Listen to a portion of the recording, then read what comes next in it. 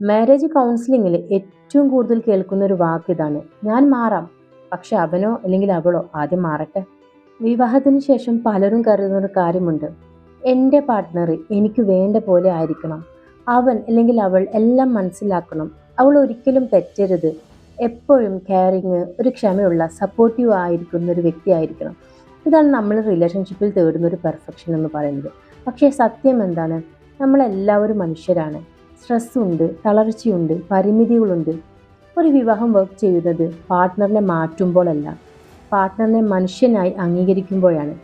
മാരേജിൽ piece വരുന്നത് perfection കൊണ്ടല്ല, ഒരു അംഗീകാരം, ഒരു സ്വീകാര്യത കൊണ്ടാണ്. പാർട്ട്ണറിനെ പെർഫെക്റ്റ് ആക്കാൻ ശ്രമിക്കുന്നത് ബന്ധം തകർക്കും. പാർട്ട്ണറിനെ മനുഷ്യനായി അക്സെപ്റ്റ് ചെയ്യുന്നത് സംഭാഷണത്തിന്, നല്ലൊരു ഹെൽത്തി ആയിട്ടുള്ള സംഭാഷണത്തിന് വഴി തുറക്കുമെന്നതാണ്. ഒരു അംഗീകാരം കൊടുത്താൽ കമ്മ്യൂണിക്കേഷൻ തുറക്കും, സേഫ്റ്റി ഉണ്ടാകും, കണക്ഷൻ തിരികെ വരും.